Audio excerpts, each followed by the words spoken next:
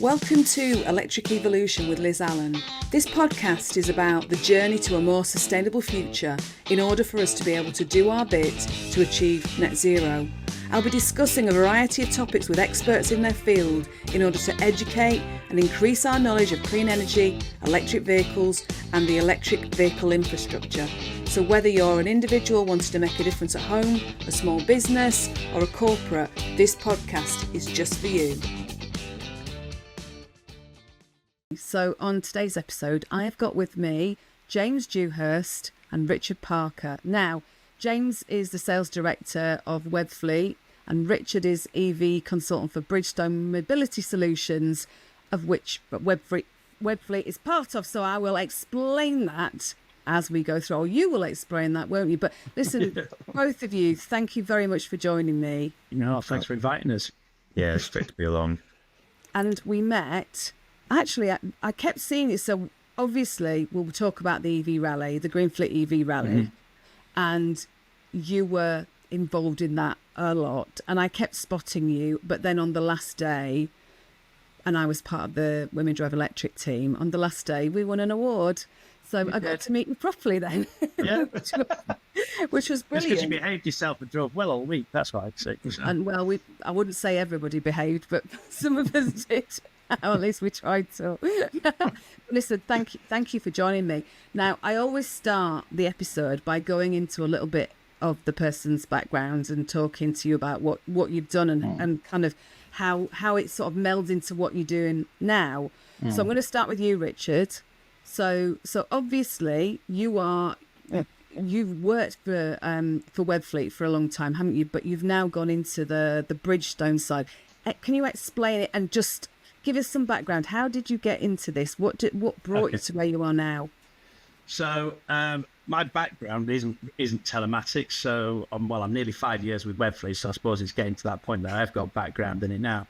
But I was with a lease co, quite a large one, for a number of years, and where I started getting interested in all the sustainability and the transition in the transport thing was myself, and I'm sure you know Chris Chandler from Lex. We did at the time what was the biggest single EV deal, and we transitioned 48 vehicles on Portsmouth Naval Base.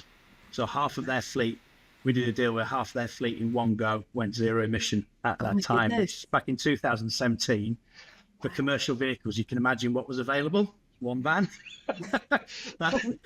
so that's kind of where it started. And I went on for a few years, and then I was lucky enough to join Webfleet back in 2009. It was beginning of 2019, and it was just before COVID. And I'd literally been with the business for 8 weeks, and the thing went into lockdown. So I didn't know anything about telematics at that stage. James will tell you some of my stuff was a bit stupid that I said, but then.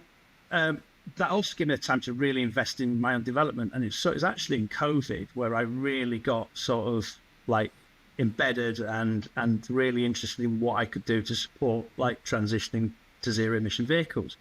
So EV Cafe, kind of spent a lot of time there and all the various bits that sprung up. So that led me to do what I was doing. And then very, very fortunately, Bridgestone, James will talk about it more in terms of our commitments with EA and our sustainability agenda. But they created the role I'm doing now, which simply exists to help our customers and our own people become knowledgeable and able to assist that transition to zero emissions. So a lot of my work is around education and development of people's knowledge in the new language that we're all operating with. So loving the role. I was going to say, and it is a very different language at that, isn't it? So people just kind of coming to grips with that. That's fantastic. Thank you, Richard. So James, would it give us a little bit of potted history of yours then? Yeah, so I guess, so I'm coming up to 15 years in telematics. Working with Webfleet, which we'll talk about in a second, formerly TomTom Telematics, now coming into my 8th year. So I've actually kind of worked from the sales side and have gradually kind of progressed through dealing with kind of locally. So I'm based up in the Highlands of Scotland, which is one of the most kind of remote parts of the UK. So originally started working in the local area, working with people on their own fleets, smaller fleets, then gradually worked up to kind of dealing with corporate fleets across the UK. And then as of July 2022, progressed here into the UKI sales director. And my kind of passion and drive is all around decarbonisation and safety. So the way I look at it just now is we've got a couple of net zero targets in the UK. You've got the net zero from a decarbonisation standpoint, but also from a safety standpoint, there's the net zero for road deaths on the strategic road network, which we're also working towards is also a 2050 deadline. So if you speak to people from national highways, that's something that they're really working towards. So I love the technology that we have here, and I love working here because we actually have a chance through sales to actually aid and assist our customers in driving towards these two goals. So I'll be honest, there's a lot of things that we can also do for people operationally, but for me, the two big driving factors are how safe can we make people's fleets, and how green can we make them. So as Richard alluded to, we're very fortunate here in terms of the company and the opportunity it provides. Bridgestone acquired TomTom Telematics back in 2019. What they did was they were looking to transition from being the world's largest tyre manufacturer into the leading digital solutions company, focusing in and around sustainable fleets and helping people digitize and moving away from that part. So becoming less of a manufacturer and more around digital solutions. So that piece has been sort of a big transition for them, and they couldn't do it just without acquisition. So TomTom, who owned TomTom Telematics at the time, were looking to sell that division of their business, which was a self-contained business unit. So it had its own board, its own running operations and everything that was done. But it had grown up with TomTom technology. So it had TomTom traffic in, you'd have TomTom navigation devices you could send messages to. That was all baked into the solution. So what happened when they acquired that was they took the whole 800 employees, moved them across to Bridgestone. And now Bridgestone is starting to transition in terms of what they're doing with tyres. Richard alluded to their E8 commitment. So there's a lot of work that Bridgestone are doing around they've got what they call the E8, which is 8 different words, all based around what they're trying to do for society, because they kind of believe with Bridgestone that if you produce a company that has a product and solutions that are useful to society, you're always going to have a profitable business. So it also makes good business sense. So that ties in with stuff like energy, empowerment, ecology, ease, economy, extension, efficiency, and emotion. So there's a lot in there that kind of, that all tie together. But the energy piece is something that I think you can transfer in an energy from an electric point of view, but you can also talk about it as energy of people. And it's quite wide, you can do quite a lot with it. Everything that we do now is geared towards that piece. And Webfleet has a very fortunate position as part of this Bridgestone Mobility Solutions, which is now the smaller group that Richard and I actually work for. That's the name that's on our pay slips. But Webfleet is the brand that sits underneath that for the telematics. So it can be a bit confusing, but it does kind of help us at least know what we're doing individually. We have our own motivation. We have a strong direction for the group about what we're trying to do to help our customers. I love that, EA. I love the energy of people as well, because that totally resonates with me, because people are your business, aren't they, no matter where they are. So that's kind of putting everything in a pot and saying, right, we're all for the people, which is fantastic. I was going to say, we're all family people as well. And one of the biggest drivers I know that Richard and I have, we both have a couple of kids, and what we have a real opportunity for here is actually to make a better future for our children. And you get to do that through work, which is great, because there's some jobs that you just don't get that. So it's a real intrinsic way of working. I love the fact, and giving, I call it giving back, isn't it? Yeah. You like you say, you're giving back, but you're also building it for future generations, which is fantastic. So Webfleet, it splits, the stuff that you do splits into a number of things that you were kind of just talking about then, James. What would you say is the kind of like the number one area that you guys are concentrating on? Is it kind of the telematics side of things? Yeah, from our perspective, what we're interested in is connected vehicles. So we're making sure that we connect our technology into the vehicles to collect data. We've spoken about this kind of a few times more recently, with the EV Rally being one, is that when we go onto those events, we know we're connecting the vehicles so we can provide data both to the people that are taking part, but also the people that have got an interest in it. Because if people were just driving 50 vehicles around the UK with no vision of that and what it was doing, what it meant, it would be a little bit pointless. But it's not about that. It's about giving people the data that shows them that what we're doing is achieving something, is progressing. So we're really interested in connecting into the vehicle, providing that data back to whether it's the driver, because it's very important if you give a driver their own data that they can do something about it, whether it's improving driving style or efficiencies, or just making them more operationally beneficial. Or you give it to the company themselves via either the fleet manager or the sustainability manager or the board that want all this data that comes out of the vehicles so they can make better decisions. And what we're doing with Richard's role as it progresses is also moving more towards the actual transition of fleets, which is the biggest challenge I think that everybody in fleet is faced with. How do we transition our operational fleet, which is working well in an ICE environment at the moment? How do we transition that to electric, to more sustainable methods without losing out on our efficiencies and losing out on our profits, which is the key thing, I think.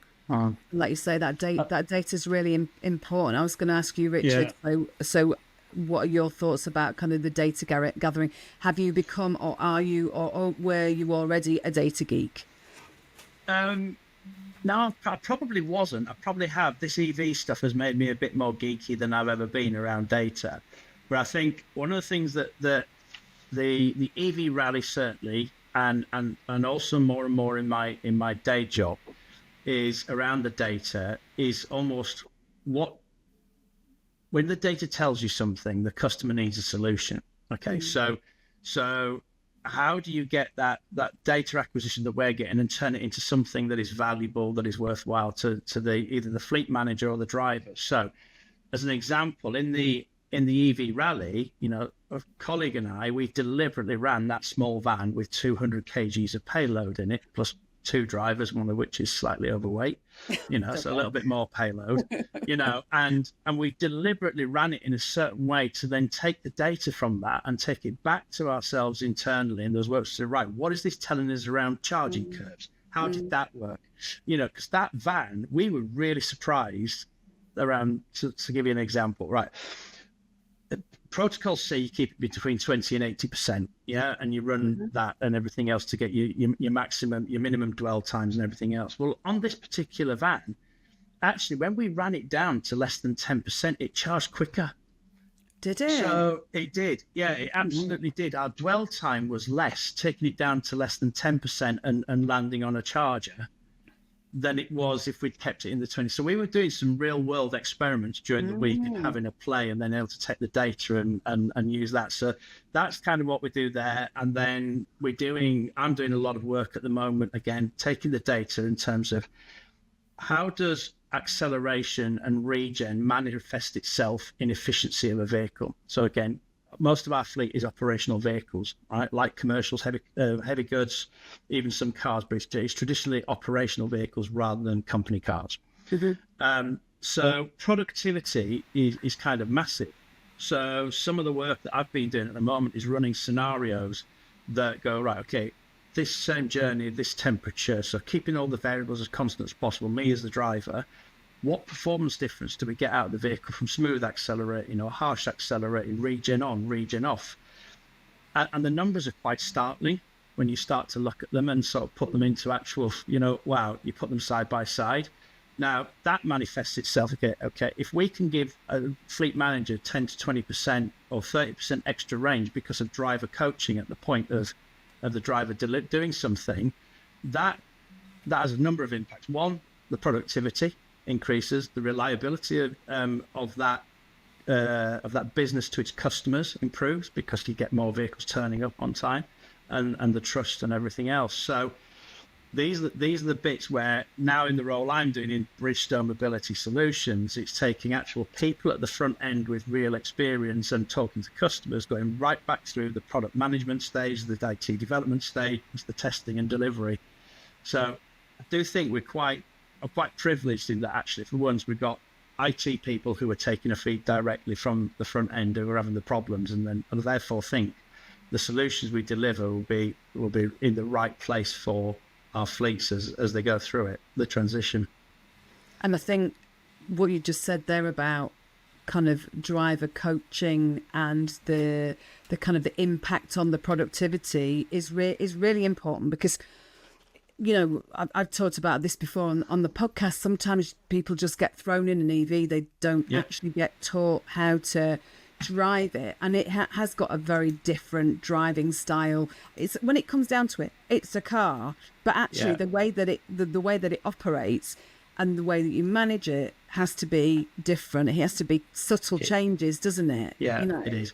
But it's actually delivering the right message to the right stakeholder in the business. So the drivers are one stakeholder, but you've got middle management. You've got depot managers who are running. So, they need information as well in a format that they can act on when they're not a full-time fleet manager, because these guys have, 5 minutes in the day. Okay, well, am I getting what I expect out of this fleet today, or have I got problems I need to resolve? So, the way that off the back of that data as well is developing, right, what notifications do we need to be pushing out to our stakeholders, in what format, so that actually they can react to it before it becomes a problem that's then going to impact the business, So there's lots of work going on in developing that sort of stuff. Okay, so James, if we look at the kind of the dashboard that a fleet manager or a stakeholder would see, how does that, what are they actually physically seeing? Like Richard's just said, it's good for the driver needs to see it, and the fleet manager. But what is it that can they run reports on a kind of a daily basis to find out what that efficiency is? Yeah, I mean, that's obviously, so what we are effectively selling is, people say, oh, is it boxes in vehicles? Well, no, it's not. That's just the Trojan horse to getting the data over towards us. So what you're really looking at is a software solution and a platform that that allows you to visualize that data. And everyone, it's quite funny, because I mean, I've been in this for 15 years, and you go into people and they still say, yeah, but it's just dot on a map. And you're like, no, it's not. Like that, maybe 15, 20 years ago, that's what it was. But now we are talking about a sophisticated data system, which has, yes, it's got dashboard. So our Webfleet has a customizable dashboard, and again, when people ask, well, what's the difference between Webfleet and other solutions? It is truly customizable. You can go and you can take any group of vehicles or any tag, you could tag any type of vehicle, then start to group them into the way you want. They can belong to multiple groups. So you could start to say, for example, compare your, if you've got vans, you've got different brands of vans, that might have it, but you also have them in various locations around the country. Some systems are actually quite restrictive and say, no, you can only have one vehicle in one group, and that's it. And then your dashboards lose meaning because the right people aren't seeing the right data in the right place. Whereas we've developed a quite sophisticated tagging system that means that you could have a dashboard that will show you maybe your 4D transits in one place, but also how it's operating in a depot in another place, and also maybe even grouping by the driver. So you could start to look at profiling drivers, maybe based on young drivers, for example, that might provide a bigger risk if you're talking about safety. So there's a lot more that can be done from that aspect in the dashboards, but also then from a reporting side, our reporting is very customizable. So it's not just a case of, here is your report and that's it. You can customize that report, add in additional columns, add in conditional highlighting like you would in Excel, and you can actually produce something that is really sophisticated and meaningful. But the reason we've got people like Richard in the team as an EV consultant, but also then we have account managers that work with our customers, is it's not just about what you have in the platform, it's about the partnership between you and the supplier. So Webfleet, since it was TomTom Telematics in the early days, has always worked with partners. So partners were our route to market, from when we started launching in the UK. And we have that partnership approach with our customers and our partners. So we have partners based all the way across the UK that are experts in our field and can provide a fleet with 5 vehicles or 10 vehicles or 50 vehicles with that localized point of contact. And then we have corporate account managers that look after, direct customers of 500, 1,000, 3,000 plus vehicles, because again, it's a partnership approach they need to have, and they need to have somebody as part of their team. So again, some of our customers are using Richard when they want to say, well, actually, what does all this data mean? Because I could see it in dashboards, I could see it in reports, but what does that mean in the real world? And that's where we're now starting to see the advancement and the difference in suppliers between having a platform and having a partner. And I think that's kind of one of the things we're seeing most important nowadays. It's kind of, for a lot of people out there in the world, in the UK at the moment, it's still it's still quite difficult to think about EVs being everything that they're going to do in the future. And so it's, in some ways, it's like a lot of what I'm doing is like, we'll do something tomorrow that you didn't do today, you know, and start decarbonising what you've already got. Because actually, if you take a mile out of a trip, if you improve the MPG of what you've got, you will have a positive impact, you know, and you can start thinking about that. And that actually is working quite well. And that's that partnership thing, like, okay, realizing where somebody is and just helping them to get going and do something tomorrow that, you know, actually if it's taking payload out, if it's pumping the tires up, you know, these are things they should be doing anyway.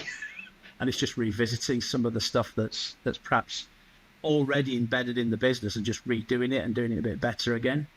So how do you feel that how do people currently feel in general about decarbonisation? The, you know, kind of the organisations that you're talking about, do they see it as a good thing? I mean, and you know, they do see it. Yeah, nobody disputes. Nobody I've ever spoken to said it's a load of codswallop and we shouldn't be doing. They all acknowledge that there really needs to be doing something.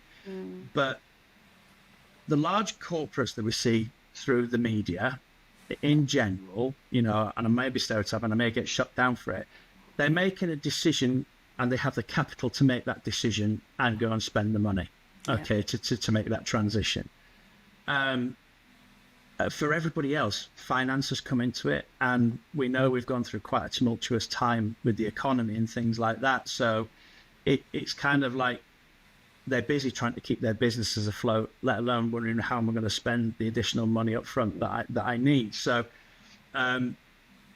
it's not about being patient. It's being perhaps a bit more empathetic to the challenges that certain organisations, you know, can have in terms of moving this along, which is like, well, let's start improving your CO2 footprint then. And we can do that by your drivers behaving a bit better. So to James's point, we're using all those dashboards. Take the payload out, you know, reduce a bit of weight in your vehicle if you can, pump the tyres up. All of these things will reduce the carbon footprint.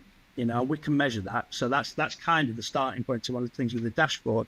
We have your carbon footprint. We know what you're spending, what you're producing based on out your vehicles. So let's start baselining it, and then let's start reducing it, you know, and actually turning that into it's the business opportunity. So again, one of the other things that we are seeing rapidly changing in our conversations that we have is that a tender a few years ago would have asked you to say, what are your sustainability goals, you know, and you'd have to put a statement in. We're seeing now what are your plans? What are you going to deliver? It's like show me rather than tell me for contract acquisition now. So actually a lot of the conversations we're doing as well is around, look, take the opportunity, do something like positive with what you've got and be able to talk about that, you know, to help you win additional business. So that's kind of trying to put a really positive spin on it. I love the way that you said that what they see is their carbon footprint as well. You know, if they're able to see that, because it's twofold, isn't it? If they save money, brilliant.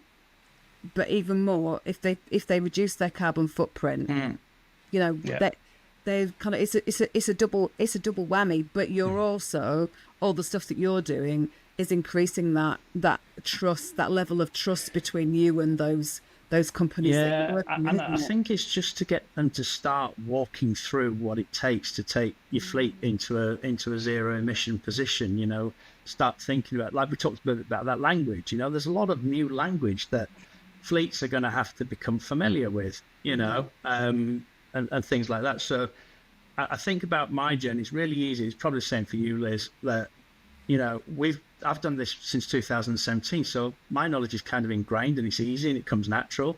And I've started to think back to how did I feel when I was in 2017 when I first heard the kilowatt hour, and it just went boom over my head, you know. And that's the truth for where a lot of people, well, most people probably still are. So again, in our dealings with them, it's trying to be empathetic to where are they starting from and how do we help you walk through it rather than just expecting you to get from A to Z in one leap. It really hit home with me, actually. The Greenfleet came to Inverness last month, and you know, and this was a real insight into where people are, because there was three strong skeptics in the room that asked John Curtis a lot of questions, and some of them quite dismissive. But actually, it was just down to the fact that they just didn't know enough about the scenario. And there was still talk about that this was a government, this was a kind of government, how would you say, kind of conspiracy theory, that they didn't need to be done, and that it was just the government trying to win votes and other areas. And it's quite interesting to hear some of those things. But actually now we're kind of seeing that more and more people are starting to come around to it. And one of the big things as well is, carbon emissions you don't just get better carbon emissions by switching to electric or even getting people to reduce their fuel spend in those areas. Like, safety is so important, because if you write a vehicle off, that is all CO2 that is completely wasted. You have to replace that with another vehicle that it wasn't in the supply chain. That in itself is huge. So we've seen, safety has always been important. We've got a lot of technology which is geared around increasing safety for the drivers. Like, AI cameras are now huge. So we've got a camera which will face the road ahead and look out for things like tailgating and lane detection, but also face the driver to make sure that they're not using things like like mobile phones, for example, or being distracted away. And that safety, we've seen fleets reduce their accident rates hugely. And large fleets of 700-800 vehicles that have prevented 2 or 3 write-offs a year. And that's brilliant, again, for safety and lives, saving lives sometimes, but also for businesses, because that is all bottom line costs that they don't want. Totally the stuff that you're saying about having the cameras and the AI and facing the driver, that is an amazing thing. I remember, so where I live in Reading, I remember a few years ago, and I don't know whether you guys remember this news article that came up on the A34, which kind of takes you sort of from Newbury over to Oxford, and there was basically a guy went into the back of a family because he was messing around on his phone, and the family were killed. And it's stuff like that, isn't it? That was obviously a commercial driver. It's a pandemic of this at the moment, and people that are on TikTok watching videos of cats, and stuff like that at 60 miles an hour. It's quite scary, some of the stuff that we see and we've heard about in these instances. Because everyone has become such a connected society with social media and other areas like that. They feel it's quite an addictive thing. So all these addictive personalities, maybe that would have just phoned somebody and talked to somebody, now feel they don't need to phone somebody. They can watch something. Or I've seen people with landscape mounted phones, or above their steering wheel, which looks like they're just watching movies on the motorway.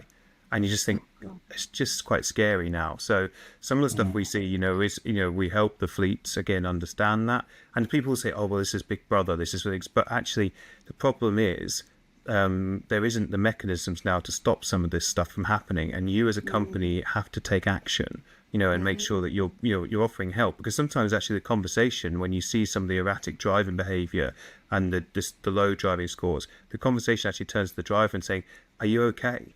Have you got issues going on at home? Is there something we need to help you with that you can do it? And what you tend to find half the time is actually some of that stuff is the stress maybe put onto them, how many deliveries they've got to do, how much work they're overloaded with, how much stuff they've got going on at home. And you have that conversation, and all of a sudden you're in a better place. Yeah, one of our most successful clients who virtually eradicated speeding from their entire fleet when they started out on the project to get rid of speeding.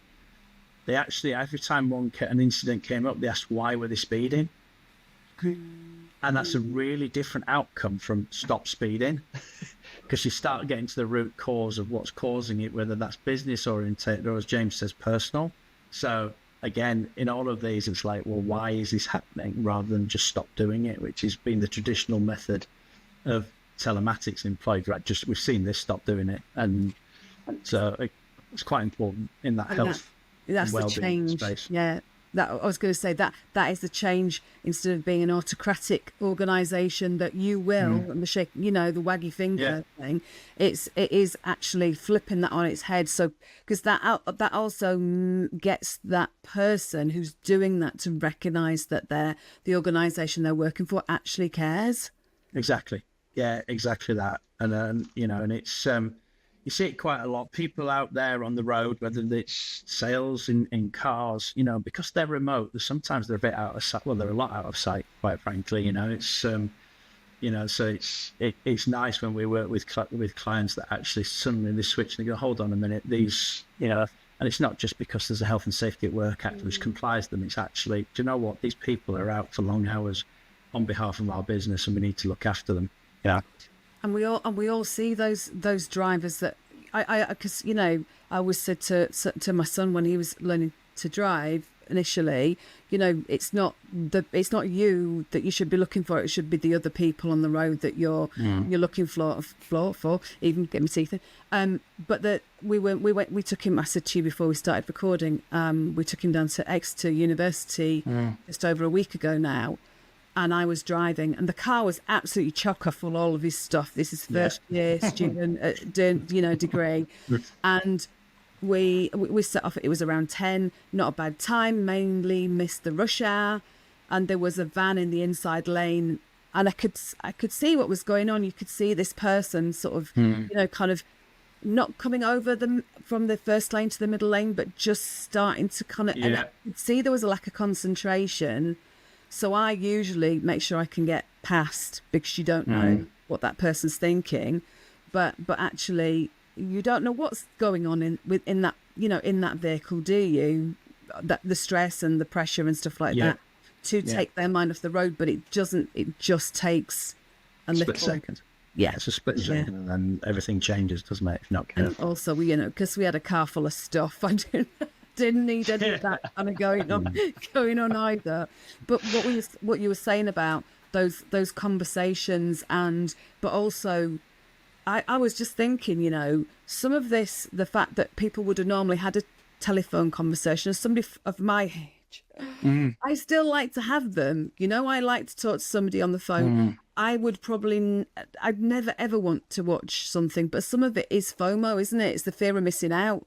Of, oh God, I'm missing out on something on TikTok. Not that I even give a monkeys about that, but you know, that's what some people think, isn't it? Oh my God, what am I missing?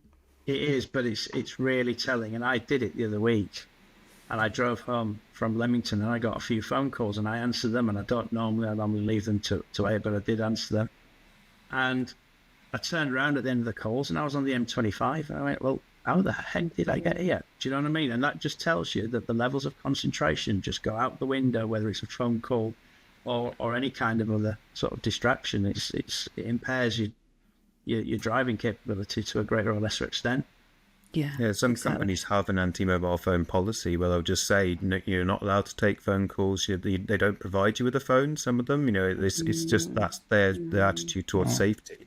You know, for those that maybe want to kind of follow somebody and see more about what the country is doing, if you follow Mark Cartwright, who's I think he's head of commercial vehicle incidents at National Highways, prevention of that, and you know, he speaks so articulately about drivers, and you know, for drivers. And he'll talk to a plumber that comes to his house, and they'll say to him, "What do you do?" Or "I'm just a plumber." Well, actually, you're a driver as well. You know, you're going from A to B, and you don't realise how much that important that is, and how much you should focus on your driving and get training and stuff on your driving. And they're not aware. You know, there's Operation Tramline, for example, now where they've got a kind of fully kitted out HTV that scans all the vehicles that are on the major road networks, looking for people that are using phones or eating. And they are high up, looking down. It's quite something. Quite scary. Look it up. Yeah. What they see. So I think it's important to have safety on that, because again, what we're trying to do is we're trying to get to this kind of net zero position. You know, nobody loses their life unnecessarily, and obviously, from a decarbonisation point of view, we're doing everything we can to make the world a better place for our kids in the future. So, and having a world to go to, you know, which is, it sounds scary, but it's you know, people still don't believe that this is true. You know, we need to do it. So it's great to see that's where we're going, that's where we're driving towards, and again, it's good to have that position as a company to kind of help our customers and, you know, prospects to do that. And going back to that conversational piece, what you're doing really, as you know, when you were talking about going at the Greenfleet up in Scotland and that kind of person who was a bit negative, you are actually providing information that, and especially, you know, kind of data and information to those people that would otherwise just be reading the Daily Mail or something. I'm not sorry. I'm not just assuming people do that, but you know what I mean, because that's where it, you know, people are getting that information from the mainstream media. The number of things I've had asked of me, of my friends and other people, you know, about stuff that is clearly not misinformation. True. It's clearly not true. Yeah. You know, and it's just like, oh my God, these people, you can never ever say, well, why don't they know any different? Well, because they don't. Yeah. I think about that Scotland one, that's quite interesting. I'm okay with that because they were curious enough to turn up. And I think that's, for me, is the first. If you can get people curious to turn up, then it's a start. But I think a lot of, you know, the events that you and I go to, we see the same places, and some of the things I challenge myself with is like, well, how do we reach a different audience? How do we bring somebody else in? What can we do that does that? So, you know, the fact that even if there were naysayers, the fact they turned up, it is a start. It was refreshing to see, and you know, and then we also, like, you know, we've seen as well with some of the success we've had this summer with the Guinness World Record, which I'm sure we'll talk about in a minute. But you know, we saw that being received by multiple different audiences, and you mentioned a newspaper there. You know, when it hit the newspaper, that certain one, everything came with certain cynicism of, well, there must have been a stripped down vehicle with no interior, and it must have had this and it must have had that, because they're the ones that have never made the effort to go and learn and see that these are actually normal cars. You know, they can do the other stuff, you know, and they're the ones that said that, you know, the EV, the fire at the Luton Airport in the car park was an EV when it wasn't. You know, they jumped to conclusions, and it's just, they're the ones we want to get to. They're the ones we want to help. I still go and see customers now where they don't have any consideration about, you know, switching or anything like that just now. But at least if you challenge them and you show them what can be done, you know, potential. We've got a report in our system that just shows the potential of their fleet. They don't need to do anything about it. They can just see the potential, and that's all you're really asking for. And that just, you know, if you're just even putting it in the back of their minds, you know, it starts fledging, doesn't it? Do you know, it starts building and fledging and what have you. That's what you need, isn't it? Yeah, and I think you're right, and it's just gently putting it in for a lot of people, because if you force something or you need to go EV, you telling them, then the barriers just go up and your conversation ends. You know, whereas slowly walking them through, we talked about it already, but it's just easing people through that change, because it is change, you know, and for some it'll be quite scary. And actually, the kind of what you said earlier about what you alluded to, some people still feel like they're being forced to do this. There was a radio panel thing that I ended up ringing in on at the end of, because I was so incensed by what was being said. But one of the guys were actually saying, yes, but nobody's asked us if we want to change to electric. Why should we want to change to electric? Because nobody's asked us. Nobody's done a referendum. And I kind of thought, yeah, but look what happened to the last one. So you really want to do that? And actually, it's not a do you want this or do you want that? It's a, we have to do this. But that's kind of what, I was, you know, kind of like point I guess I was trying to make is that, which is why we've started talking about decarbonisation, because decarbonisation is the thing we need to do to help the planet. Yeah.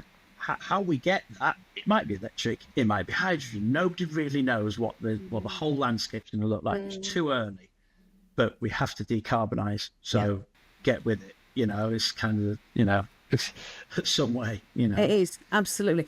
And as James, you were saying about the Guinness World Record, let's talk about that. Okay, we've only talked a little bit about the rally, which I'd like to chat about more. But let's talk about the Guinness World Record, because your involvement with that is brilliant. I love it. And yeah, give us the kind of the lowdown on it. So I mean, it actually started. It's the best part 2.5 years ago now, when a certain Mr. Clark approached us and said, did we want to do a Guinness World Record in a van? This is Sam Clark. So we thought, you don't know him. Most people know, yeah. So, yeah, Sam Clark, the Chief Vehicle Officer at Gridstone. So he approached us and we said, yeah, let's get involved, because Guinness World Record need the data to corroborate a lot of number of things which we'll talk about. So we did the van last year and got that. And then, the minute that was done, then we went, well, what's next? So we started the discussions around the car, and, it's months and months of planning. Not only about looking at what the car is capable of doing and where it's capable of doing it, and to be fair, Sam and Kevin have done all of that legwork, about that research into what, where. And then we come along and we have to, so we help them with all of the data acquisition. So Guinness World Records require some very, very minute details to make sure that it's 100% like done what it said it did. Plus the fact that actually one of the main challenges for this one was that you couldn't just do a lap. You were only allowed a single journey, implies that you do one route and it doesn't cross over and you can't do everything. So we had to plan a route of 569 miles. And this is to improve efficiency, isn't it? This is to prove the efficiency. Yeah, the record's to improve the efficiency, but it's making sure. So therefore, you don't want to be on motorways. You don't want to be on them. So there's a huge amount of work went into that route plan, and then actually during the event, you have to make sure you're staying on the route, and you're working with it. So we used a lot of our navigation capability to help get round the thing, but you are literally looking junction to junction, because the efficiency piece is meaning you don't stop. So you're trying to keep the momentum of the vehicle going. So it was 24 hours of concentration, both at a driver level with the right foot, but also each navigator had to be absolutely on it for every left and right turn, every roundabout, and looking for traffic and making sure you could ease through. So and it was the vehicle awesome as well, wasn't it? So they chose a Mackie, didn't they? Yeah. Can you remind me? I don't know whether I can't remember. What is the kind of the WLTP?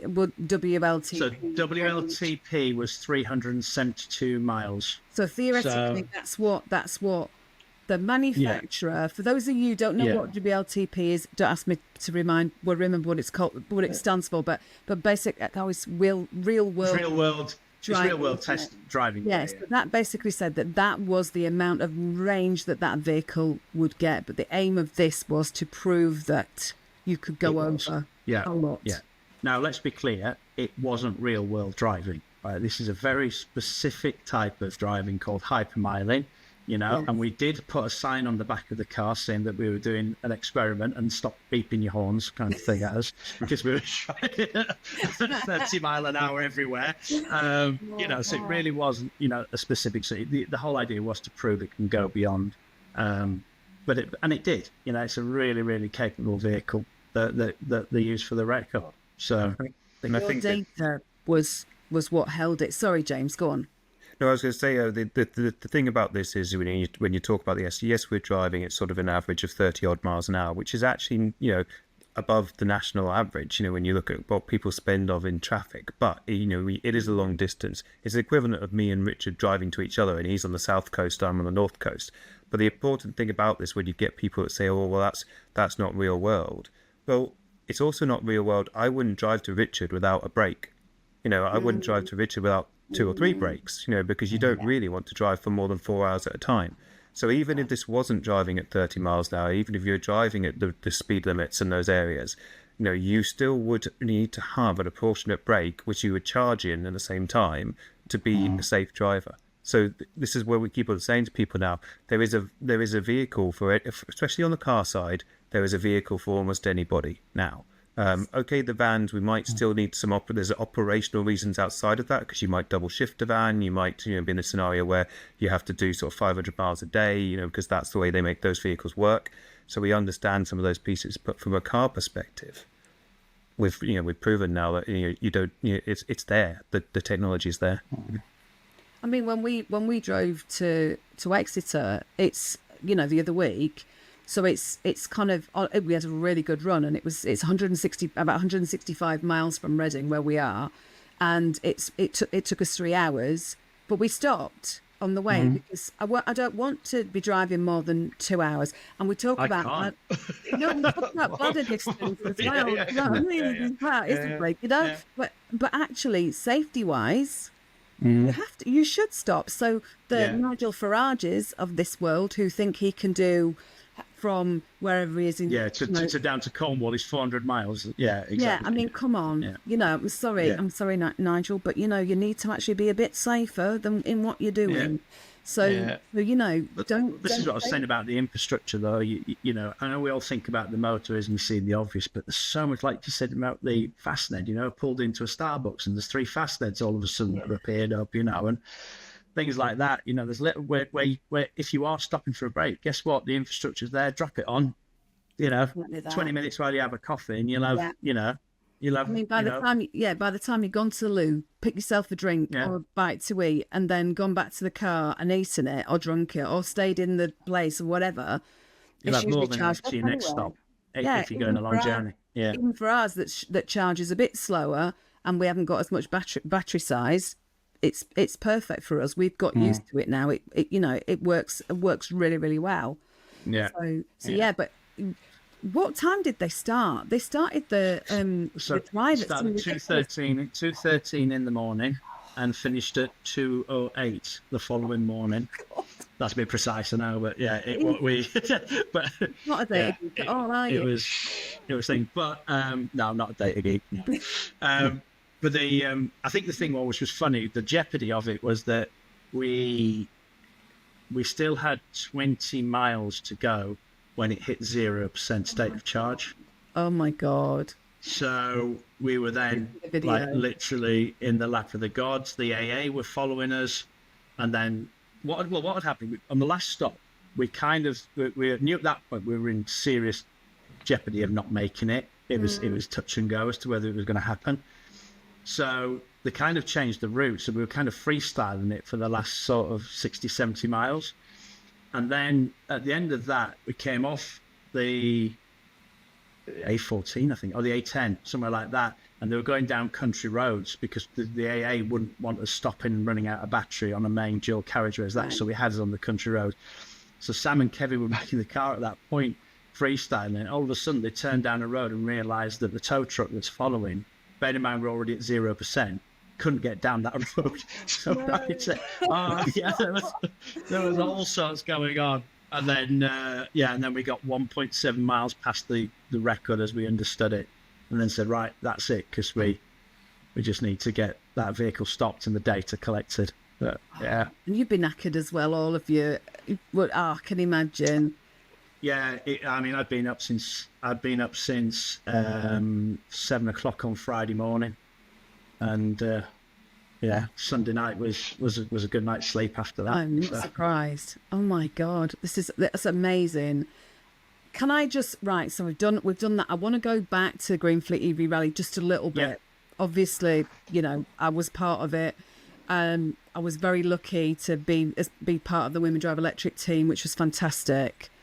You monitored and managed how many teams and how many vehicles? Because it's about 20, I think. It was about 20 that we did this year. Yeah. But So 20 teams, but how many vehicles in total? Because I can't remember. About 20 vehicles. About 20 vehicles. Okay. Yeah. So we used a couple of like, it's obviously quite a task to get all the vehicles. So we used for the majority, we used a plug and play device that we've got, which gave us the data that we needed to a level. There was some of our other colleagues who, like, so for example, Chris from Lex, he was running that 8-year-old Tesla with 250,000 miles on the clock. Yeah. So he wanted a level of data out of that we wouldn't necessarily get from the OBD, things like that. So we hardwired his as we normally would with a full solution, just so that we could get, and that, it's proved worthwhile. I think he's about to do some posts, but he got 3.8 miles per kilowatt hour out of that car. 8-year-old, 250,000, still on its original motors, still on it, and all that original battery. So exactly that. That ability to be able to say to people, these vehicles can do it. Yeah. They can do. Yeah, I sat in with National Grid on one of the days, and I was I drove in the Spartan. So I went in the Beyond van, which is a left-hand drive van that it did have problems charging on certain networks for some reason. So I drove that up to the point where we got to the great big wind turbine at near Leighton Buzzard. That was beautiful. Loved that. Drove through Went past there again the other day. It looked stunning again. Oh, absolutely. Actually, maybe that was when, I think I was actually in the Spartan at that point, but I wasn't driving it. But just all of this, all of the different vehicles that were on the rally, I was absolutely gobsmacked. The vans that, older vans that were kind of only managing like 70 mile range, like the power team had. Kind of the big lorries that were. It was just phenomenal, and to see all of this. I mean, and you were kind of managing the data for all of this to kind of, when we did the wash up right at the end and saying this is what everybody's got. I mean, I was totally over the gobsmacked and over the moon that our team won one of the awards, which was fabulous. But I think what we were really pleased with, because we had this the very first year they ran the rally. I think people thought that it wasn't EV rally but more WRC rally, and some of the speeds and things. So let's say some of the driving behaviours were less than ideal. What do you mean WRC? What's the, I'm WRC, the World Rally Championship. Oh, do you know, acronyms more like Grand Prix, so. Yeah. Okay. So actually, for the last 2 years, we have been actually the award is for safe and sustainable. And what was also really pleasing that where this is where the matchup is. You drove carefully, and as a result, the scores that we used for driver behaviour, genuinely, we didn't have anyone out of everyone we'd installed where if they were in a company, you'd have been talking to them about their driving style and driving behaviour. It was like, literally, we were talking, the top three were separated by 200ths of a point. From an operational point of view, that this is so we've been doing this now with every EV rally, and we were asked to step in at the last minute on the first rally, which was just the EV Rally of Scotland after COP26. And so I met the team at John O'Groats in that first time, and that was the first time I'd met a lot of the people now that you'll have interviewed on your podcast, and Richard and I have developed as good friends within the industry, because we're doing something that we feel matters. And and it has, Richard articulated it really well. There has been a marked change in the behaviours of the drivers that we see. I think people just saw it as that this is a challenge. It's a bit of fun, that's going on. Whereas people now realise actually we've got a reputation within this industry to actually portray and show people how they should drive these vehicles as well. Because yes, they are so capable of driving fast and they are so powerful, and that is some of the things that people love about them. But at the same time, they are a sustainable, mode of transport, and they are it's the right thing to do. And you can actually drive even more efficiently in one of these vehicles, and we've shown that now on a mass scale. I remember the point, it was that nobody got there 3 days later than anybody else. So, nobody was actually slow, but everything was there. To that point, everyone drove it, everyone arrived, sensible, apart from the power girls who had to divert into London, but everybody else drove and got there in sensible timescales. But the other thing I love about the rally, which is evolving as well, is so when we get the new teams in, then clearly, so they drive the ordinary vehicles, and because it's like, can we get round? How does this work? It's kind of new to it. But there's likes of, like you and me and James and and all the others who perhaps in their third year of doing this. This was my first. I've got to say, it was my first driving. Wow. Yeah. Oh, I didn't know that. That's why we were. That's the first year for all women drive electric. None of us had driven in the rally before. None of you've gone in the rally before. No, there wasn't. No, I don't think there. I mean, during the week, during the 5 days, there might have been somebody. But George Thurman hadn't, Michelle Breffett hadn't, I hadn't. So there was, there wasn't really anybody that had. We didn't really know what to expect. I think friends are always there, don't you? I just always seeing you everywhere. It's like, must be in the rally. But what I was going to say was I think we are prepared to push the boat because we understand how the rally works. Like Lorna took that Spartan, that. With off-road tyres on it, 1,400 miles in a week. It didn't even have road tyres on. We did the van with the payload. We saw. I think we are seeing lots and lots of people next time as well. Just push. How do we do it next? What's an old van look like with racks on it, and and things like that. How does that work? How can we show people that actually the things they do work? And look at Sam on his motorbike as well. Yeah. Oh yeah. Going past Sam on his motorbike and going, when it was raining, you knew sort of like 10 minutes down the line that it was absolutely going to chuck it down for him. Yeah. Just like, oh my God, your heart just goes out to him, because it's like, I really, really would not like to be him. I'm happy to be inside my nice car. I know. Well, we were tracking him. We got one. We put one on there, and it became really useful because Sarah got quite worried about it at one point. So we were able to go and go, no, he's there. We know where he is. And you think about like lone workers and on that side of it, and that health and people's safety. There's good applications of knowing where people are. Absolutely. When they need it. So I'm going to finish off by asking you a question.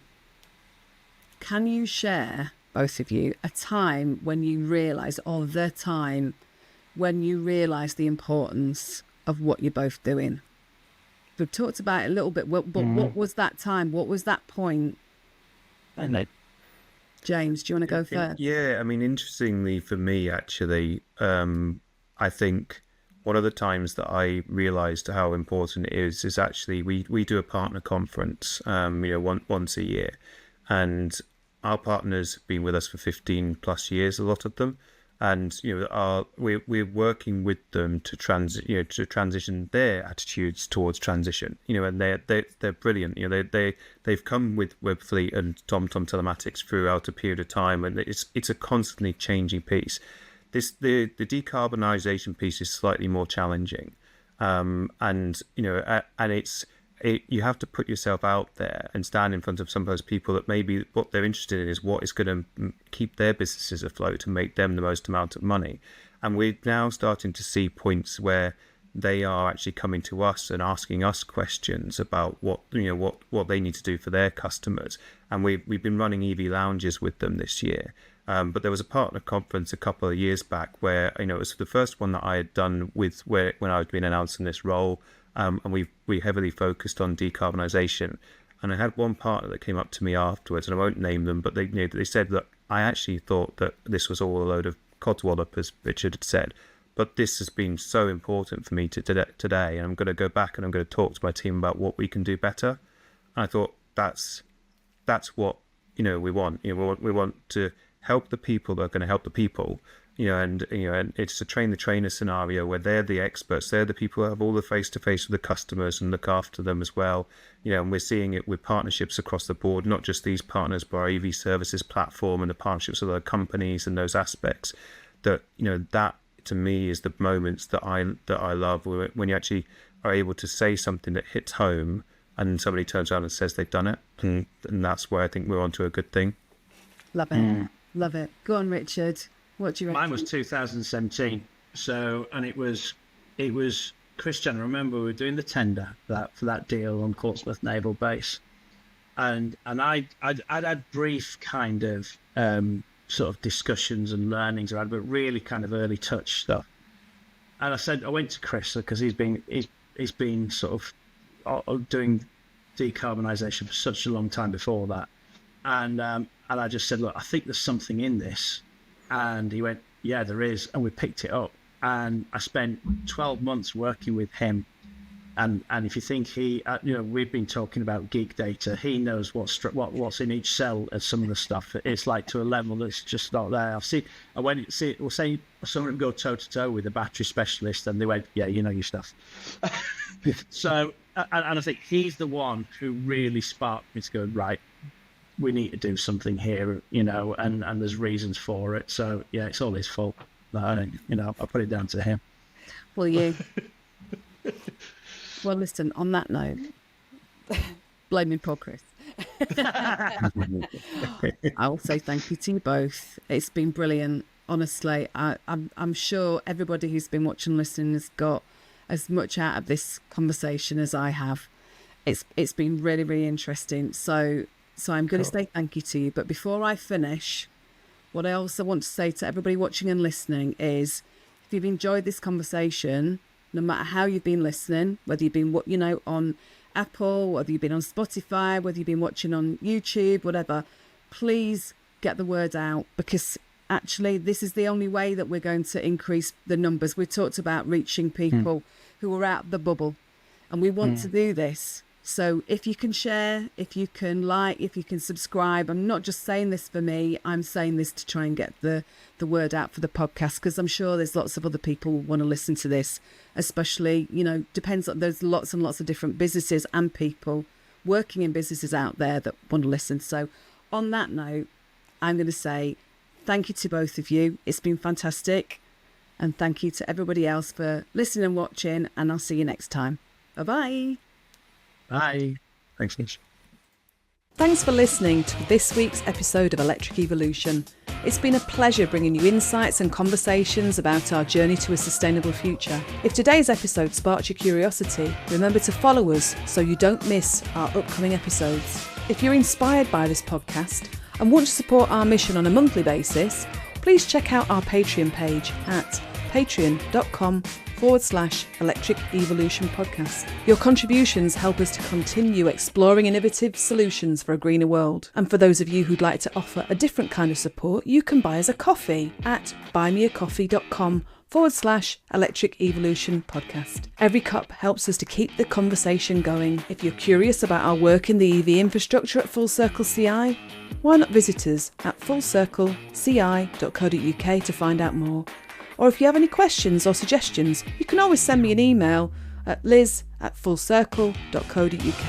And finally, please don't forget to share this podcast if it did spark your interest, or even leave us a review so we can keep spreading the word about all of the topics we're covering. Until next time, see you soon. Bye.